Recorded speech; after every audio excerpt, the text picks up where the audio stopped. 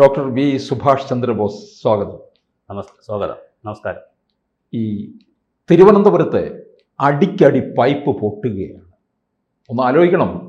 ഇപ്പോൾ തിരുവനന്തപുരത്തെ 27 വാർഡുകളിൽ 101 വാർഡുകൾ ഉള്ളതിൽ 27 വാർഡുകളിലെ കഴിഞ്ഞ ഒരു 4 ദിവസമായിട്ട് വെള്ളമില്ലാതെ ജനം നെട്ടോട്ടമാണ്. ഇത് മാസത്തിൽ ഒരു തവണ എന്നുള്ള രീതിയിൽ അങ്ങ് പോവുകയാണ്. ഗ്യാസിൻ്റെ ബുദ്ധിമുട്ട് വേറൊരു വഴി കൂടെ അനുഭവിക്കുന്നുണ്ട്. ഹോട്ടലുകളൊക്കെ ഏതാണ്ട് ചിലതൊക്കെ പൂട്ടി വരുന്നു, വെള്ളവും കൂടി ഇല്ലാത്ത സ്ഥിതിയിൽ. എനിക്ക് സംശയം ഈ തിരുവനന്തപുരം ഈ കോർപ്പറേഷനെ വളരെ ലക്ഷ്യം വെച്ചുകൊണ്ട് തന്നെയാണ്. കാരണം ആറ്റുകാൽ പൊങ്കാലയുടെ ശുചീകരണം കഴിഞ്ഞപ്പോൾ മുതൽ പ്രതിപക്ഷവും മേയറും തമ്മിലുള്ള ഒരു വലിയ യുദ്ധം നടന്നുകൊണ്ടിരിക്കുകയാണ് ശുചീകരണ കാര്യത്തിൽ.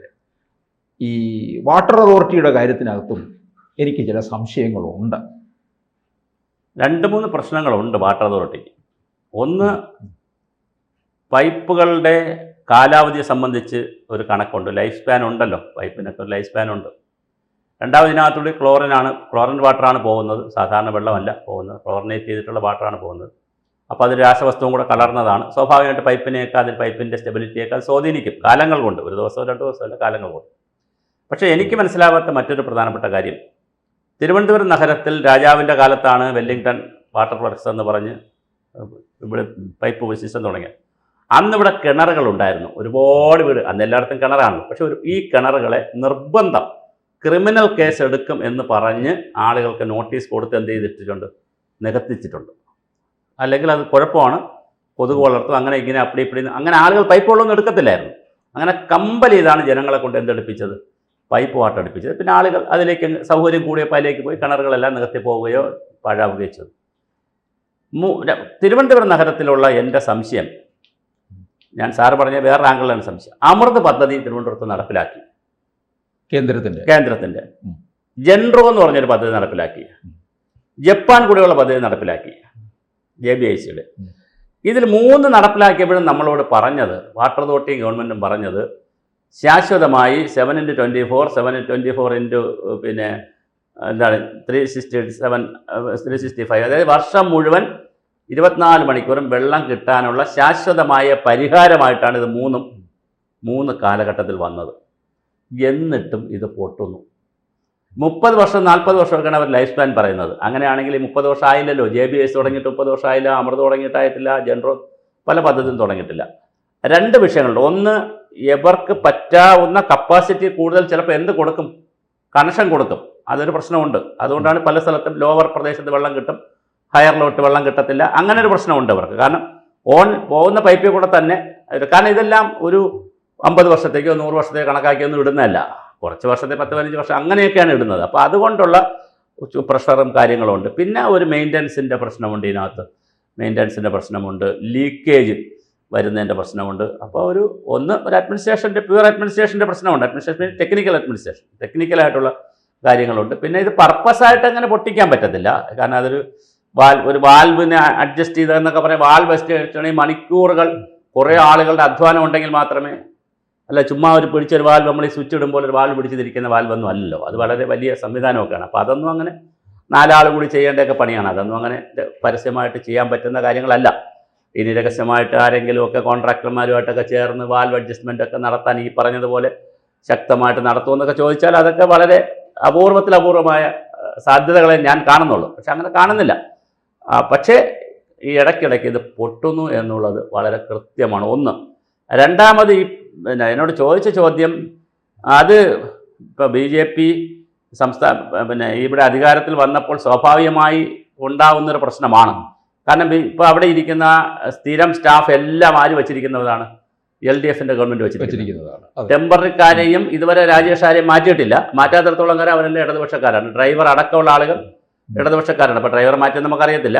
അടക്കമുള്ള ആളുകൾ ഇടതുപക്ഷക്കാരാണ് വെച്ചിരിക്കുന്നത്. കരാർ ഉദ്യോഗസ്ഥർ, ഹരിത കർമ്മസേന, ഇതെല്ലാം ഇടതുപക്ഷക്കാരാണ്. അപ്പോൾ സ്വാഭാവികമായിട്ട് BJP ഗവൺമെൻറ്റിൻ്റെ പദ്ധതികളെ പരാജയപ്പെടുത്താൻ ഒരു ട്രെൻഡ് കാണിക്കും. പക്ഷേ ആറ്റുകാൽ ക്ഷേത്രത്തിൽ വലിയ ടെൻഷനാണ് ഇപ്രാവശ്യം ഉണ്ടാക്കിയത്. പിന്നെ അത് ടാങ്കർ ലോറി വെള്ളം കൊടുത്തു, പല ന്യായങ്ങൾ പറഞ്ഞിറങ്ങി. പക്ഷേ എന്തായാലും വലിയ ടെൻഷൻ ക്രിയേറ്റ് ചെയ്തു. ഇപ്പോൾ ഒരു വാർത്ത ഇന്നുള്ളത് 17 മുതൽ, ഇന്ന് 15, 17 മുതൽ 23 വരെ പല വാർഡുകളിലും എന്ത് കുറയും, വെള്ളം കുറയും, അല്ലെ ഒന്നുകിൽ ഫോഴ്സ് കുറയും അല്ലെങ്കിൽ നിൽക്കും, കാരണം അവർ മെയിൻ്റനൻസ് എന്നാണ്. ഇതിനൊരു ഒരു സ്ട്രാറ്റജി ഉണ്ടാവുന്നില്ല എന്നുള്ളത് ഗുരുതരമായ പ്രശ്നമാണ്. അതാണ് എനിക്ക് പലർക്കും സംശയം. ഈ തുടർച്ച അടിക്കടി ഇങ്ങനെ പൊട്ടിക്കൊണ്ടിരിക്കും. അത് നഗരത്തിലേക്കുള്ളതാണ് കൂടുതൽ സംഭവിക്കുന്നത്. എറണാകുളത്ത് അങ്ങനെ പൊട്ടൽ കേൾക്കുന്നില്ല, വാർത്ത വായിക്കാമല്ലോ നമുക്ക്. കോഴിക്കോട് കേൾക്കുന്നില്ല, മറ്റ് നഗരങ്ങളിലൊക്കെ വാട്ടറിന്റെ പരിപാടിയുണ്ട്. പക്ഷെ തിരുവനന്തപുരത്താണ് ഈ പൊട്ടൽ പരിപാടി നടക്കുക. നേരത്തെ കുമ്മി എന്ന് പറയുന്ന സ്ഥലത്ത് ഇതുപോലെ പൊട്ടി 2 ദിവസം തുടർച്ചയായിട്ട് വെള്ളം നിന്ന് NK പ്രേമേന്ദ്രൻ മന്ത്രിയായിരുന്നു, VS മുഖ്യമന്ത്രിയായിരുന്നു. പിന്നെ വിജിലൻസ് അന്വേഷണമൊക്കെ വെച്ചത്, പിന്നെ വലിയ അന്വേഷണമൊക്കെ വന്നു. അപ്പോൾ അതൊക്കെ നടന്നായിരുന്നു.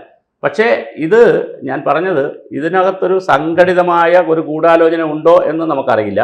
പിന്നെ ഉദ്യോഗസ്ഥർ അവരുടെ ലൈനിൽ പ്രവർത്തിക്കുമായിരിക്കാം, കാര്യം BJP ഗവൺമെൻറ് എന്നുള്ള നിലയിൽ, കോർപ്പറേഷൻ എന്നുള്ള നിലയിൽ പ്രവർത്തിക്കുമായിരിക്കാം. പക്ഷെ നമുക്ക് പ്രശ്നം അതല്ല. ഇത് വളരെ ശാശ്വതമായി പരിഹരിക്കുന്നതിനുള്ള, പൈപ്പാണെങ്കിൽ പൈപ്പ്, ലേയിങ് സിസ്റ്റം ആണെങ്കിൽ ലേയിങ് സിസ്റ്റം, അല്ലെങ്കിൽ അഡീഷണൽ വാട്ടർ കണക്ഷൻ കൊടുക്കുന്നതിൻ്റെ പ്രശ്നമാണെങ്കിൽ അത് റെസ്ട്രിക്റ്റ് ചെയ്തുകൊണ്ടുള്ള, അതിന് പകരം പുതിയ സംവിധാനം ആലോചിച്ചുകൊണ്ടുള്ള ഒരു സ്ട്രാറ്റജിയിലേക്ക് ഒരു ടെക്നോളജിക്കൽ സൊല്യൂഷനിലേക്ക് വാട്ടർ അതോറിറ്റിയോ ഗവൺമെൻറ്റോ കാലാകാലങ്ങളായി പോകുന്നില്ല എന്നുള്ളത് ഒരു വിഷയം. രണ്ടാമത് ഇതിനകത്തൊരു അപകടമുണ്ട്. അത് ഇതിലുമുണ്ട്, ഇലക്ട്രിസിറ്റി ബോർഡിലുമുണ്ട്, റോഡിനുമുണ്ട്. ഒരു റണ്ണിങ് കോൺട്രാക്ട് സിസ്റ്റം ഉണ്ട്. റണ്ണിങ് കോൺട്രാക്ട് എന്ന് പറഞ്ഞാൽ ഒരു ചെറിയ പൊട്ടലാണെങ്കിൽ, ഞാൻ അങ്ങനെ എളുപ്പത്തിൽ ആളെയൊക്കെ മനസ്സിലാക്കാൻ വേണ്ടി പറയാം, ചെറിയ പൊട്ടലാണെങ്കിൽ ഒരു AE ലെവലിൽ എസ്റ്റിമേറ്റ് ഒന്നും വേണമെന്നില്ല, വർക്ക് ചെയ്യുക, പൈസ കൊടുക്കുക. കുറച്ചുകൂടെ വലിയ പൊട്ടലാണെങ്കിൽ AX ലെവൽ, കുറച്ചുകൂടെ വലിയ പൊട്ടലാണ് EE ലെവൽ, കുറച്ചുകൂടെ ഇങ്ങനെ ഓരോ ഉദ്യോഗസ്ഥർക്കും ലിമിറ്റ് വെച്ചിട്ടുണ്ട്, ഇത്ര രൂപ വരെ പാസ്സാക്കാമെന്ന്. അപ്പോൾ അതിനകത്ത് നിന്നുള്ള ചില അഡ്ജസ്റ്റ്മെൻറ്റുകൾ പലപ്പോഴും നടക്കാറുണ്ട്. റണ്ണിങ് കോൺട്രാക്ടർമാരുടെ ഈ അശ്രദ്ധ കൊണ്ട് ഇപ്പോൾ ലീക്ക് ചെയ്ത് കിടക്കണം, അത് ആരും മൈൻഡ് ചെയ്യില്ല. മൈൻഡ് ചെയ്ത് തരുമ്പോൾ അത് പൊട്ടി ആ കൺഫ്യൂഷൻ ആകുമ്പോൾ റണ്ണിങ് കോൺട്രാക്ടർക്ക് എന്ത് കിട്ടും? പണം കിട്ടും, വർക്ക് കിട്ടും. അപ്പോൾ അങ്ങനെ വർക്ക് കിട്ടുന്നതിൻ്റെ ഭാഗമായിട്ടുള്ള ചില അഡ്ജസ്റ്റ്മെൻറ്റുകളും ഒക്കെ ഈ സെക്ടറിൽ ഉണ്ടെന്ന് ഞാൻ കേട്ടിട്ടുണ്ട്. പക്ഷേ വാട്ടർ അതോറിറ്റിയും KSTBയും ആണ് നമുക്ക് ജനത്തിന് എപ്പോഴും സംശയം. മാത്രമല്ല വാട്ടർ അതോറിറ്റി ഈ റിസർവ് ബാങ്ക് അടിക്കുന്ന പണം മുഴുവൻ കൈപ്പറ്റുന്നത് KSTBക്കാരാണെന്ന് പറയാറുണ്ട്. അപ്പോൾ വലിയ പൈസയാണ് കൈപ്പറ്റുന്നത്. എന്നാൽ സമ്പന്നരുന്ന പൈസ മേടിക്കുന്നില്ല. ഇപ്പം ഞാൻ സംസാരിക്കുന്ന സമയത്ത് തന്നെ എന്താണെന്നറിയാം, രസകരമായി ഞാൻ കണക്ക് പറഞ്ഞുതരാം. ഞാൻ വായിച്ചൊരു കണക്ക് പറഞ്ഞത്, അതായത് വാട്ടർ അതോറിറ്റി നമ്മളെ നിന്നൊക്കെ പൈസ പിരിക്കുമല്ലോ, പൈസ അടച്ചില്ലേ അപ്പോഴേ കട്ട് ചെയ്യും.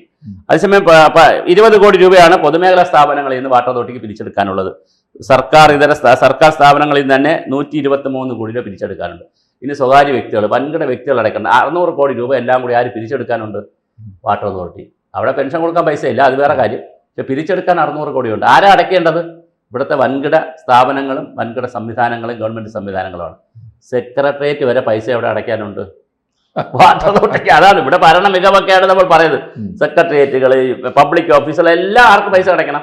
വാട്ടർ അതോറിറ്റിക്ക് പൈസ അടയ്ക്കണം. അപ്പം സാമ്പത്തിക ദാരിദ്ര്യമുണ്ട് അവർക്ക്, ഈ ടെക്നോളജിക്കൽ സൊല്യൂഷൻ്റെ പ്രശ്നമുണ്ട്. പിന്നെ ഈ വിദേശ രാജ്യങ്ങൾ പോലെയല്ല, ഇവിടെ ഫീൽഡ് എഞ്ചിനീയർമാരെന്നൊക്കെ പറയുന്നത് എപ്പോഴേ ഫീൽഡിൽ പോവുള്ളൂ. എപ്പോഴേ ഫീൽഡിൽ പോകണം? ഒന്നുകിൽ കണക്ഷൻ കൊടുക്കുന്ന സമയത്തോ അല്ലെങ്കിൽ പ്രശ്നം ഉണ്ടാകുന്ന സമയത്തോ, അല്ലാതെ ഒരു ഫീൽഡ് ടീമൊന്നും നമുക്കില്ല. പക്ഷേ വിദേശ രാജ്യങ്ങളൊന്നും അങ്ങനെയല്ല. അവർക്ക് വെഹിക്കിളൊക്കെ ഒബ്സർവ് ചെയ്യുന്നില്ല.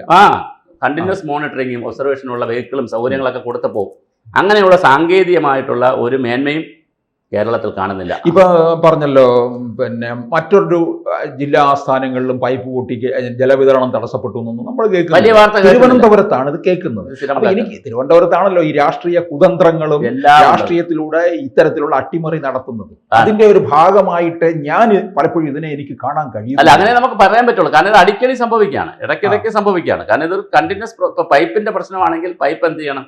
അത് കംപ്ലീറ്റ് മാറ്റാനുള്ള സംവിധാനമോ അല്ലെങ്കിൽ ഫേസ് ഔട്ട് ചെയ്ത് മാറ്റാനുള്ള സംവിധാനമോ പാരലൽ പൈപ്പിംഗ് സംവിധാനമോ ഒക്കെ നമുക്ക് ആലോചിക്കേണ്ടതാണ്. പക്ഷെ അതൊന്നും നടക്കുന്നില്ല. അപ്പോൾ എന്താ സംഭവിക്കുക? ഉള്ളത് ഈ പറഞ്ഞ പോലെ വളരെ പെട്ടെന്ന് 2 ദിവസം 3 ദിവസമൊക്കെ വെള്ളമില്ല എന്ന് പറയുമ്പോൾ ആളുകൾ ഭയങ്കരമായി അവർക്ക് കപ്പ ശേഖരിച്ച് വെക്കാനൊക്കെ അത് മറ്റ് ബദൽ സംവിധാനമില്ല. അത് വലിയൊരു ഭയങ്കര സങ്കടമാണ്. മാത്രമല്ല പിന്നെ ലോറിയിൽ കൊണ്ടുവരുന്ന വെള്ളം എത്ര കണ്ട് ശുദ്ധമാണെന്ന് നമുക്ക് പറയാനും പറ്റത്തില്ല. അത് വേണ്ടത്ര ലഭ്യതയും കാണില്ല, അതിന്റെ ക്വാളിറ്റിയും പ്രശ്നമാണ്. ഇത് എവിടെ നിന്നാണ് കോരിക്കൊണ്ട് വരാൻ നമുക്ക് അറിയാൻ പറ്റത്തില്ല. അപ്പൊ അതുകൊണ്ട് ഇത് വലിയൊരു പ്രശ്നമാണ് തിരുവനന്തപുരത്ത് കുടിവെള്ള പരിഹാരം. ഇപ്പോ പിന്നെ മേയറൊക്കെ പറഞ്ഞിരിക്കുന്നത് ശാശ്വതമായി ഈ ഭരണകാലയളവിൽ പരിഹരിക്കുമെന്നാണ്. പക്ഷെ എന്നാലും വാട്ടർ അതോറിറ്റി ഡിപ്പെൻഡ് ചെയ്തല്ലേ ഇത് പരിഹരിക്കാൻ കഴിയുള്ളൂ. അപ്പൊ സംസ്ഥാന സർക്കാരിനെ ഡിപ്പെൻഡ് ചെയ്താണ്. ഇതിനകത്തുണ്ട്. കാരണം ഇതിനകത്ത് വേറെ ടീമുകളുണ്ട്. വാട്ടർ ടാങ്കർ ലോറി സംവിധാനമുണ്ട്. അവരുമുണ്ട്. പക്ഷെ ഇപ്പൊ മേയർ കോർപ്പറേഷൻ കഴിഞ്ഞ ആര്യായിരുന്നപ്പോൾ ചെയ്തൊരു പണിയുണ്ട്. കുറച്ച് അവരും കൂടി ഇതിനകത്ത് ഇടപെട്ടിട്ടുണ്ട്. ഈ ടാങ്കർ ലോറിയെ കൈകാര്യം ചെയ്യുന്നതിൽ അല്ലെങ്കിൽ ടാങ്കർ ലോറിയെ മെയിൻറ്റെയിൻ ചെയ്യുന്നതിൽ അവരും കൂടി കുറച്ച് ഇടപെട്ടിട്ടുണ്ട്. പക്ഷെ അപ്പോഴും സ്വകാര്യ ടാങ്കർ ലോറികളും സംവിധാനങ്ങളും ഒക്കെ ഇതൊരു വലിയ ഒരു മാഫിയ പോലുള്ള ഒരു വലിയ സംഘമാണ്. അപ്പോൾ അത് നമ്മൾ മാഫിയ എന്ന പേര് പറയുന്നില്ല, എന്നാലും വലിയൊരു സംഘമാണ്. അപ്പോൾ കുടിവെള്ളം ശരിക്കും പറഞ്ഞാൽ എല്ലാവർക്കും ലഭ്യമാക്കുന്നതിന് പ്രാഥമികമായി ഭരണഘടനാപരമായി ആർട്ടിക്കിൾ 21 അനുസരിച്ച് ഗവൺമെൻറ്റുകൾക്ക് ഉത്തരവാദിത്വമുണ്ട് കൊടുക്കാൻ. പക്ഷേ എന്ത് ചെയ്യാം, ഇത് ഇത്രയും സംവിധാനം വന്നിട്ടും ഇത്രയും സാങ്കേതിക വിദ്യകൾ വികസിച്ചിട്ടും ലോകം മുഴുവൻ വലിയ സാങ്കേതിക വിദ്യ ഉണ്ടായിട്ട് നമുക്ക് 1 മാസം 2 മാസം കൂടുമ്പോൾ നമുക്ക് പൊട്ടും. അതെവിടെയെങ്കിലുമൊക്കെ പോയി ഒന്ന് അമ്പലമുക്ക്, ഈ അമ്പലമുക്ക് വഴയില മുതൽ അമ്പലമുക്ക് ആ ഭാഗത്താണ് ഏറ്റവും കൂടുതൽ ഈ പൊട്ടൽ സംഭവിക്കുന്നത്. അപ്പോൾ അതെന്താണെന്ന് കണ്ടുപിടിക്കുകയും അതിന് പരിഹാരം ഉണ്ടാക്കുകയും ചെയ്യുന്നത് ശ്രീകാര്യം പ്രദേശത്ത്. അതാ ഞാൻ പറയാം. അപ്പോൾ ഇത് കണ്ടുപിടിക്കുന്നതിനും പരിഹരിക്കുന്നതിനുമുള്ള ഒരു എന്താണ് കോൺസെൻട്രേറ്റ് ചെയ്തിട്ടുള്ള ശാശ്വതമായ സംവിധാനം, ഒരു കോൺസെൻട്രേറ്റ് ചെയ്തിട്ടുള്ള ഒരു എഫർട്ടോ നമ്മൾ കാണുന്നില്ല എന്നുള്ളത് വലിയൊരു പ്രതിസന്ധി തന്നെയാണ് സാർ. കൂടുതൽ വാർത്തകളും വിശേഷങ്ങളും നിങ്ങളിലേക്ക് എത്താൻ ABC മലയാളം സബ്സ്ക്രൈബ് ചെയ്യുക, ബെൽ ബട്ടണും അമർത്തുക.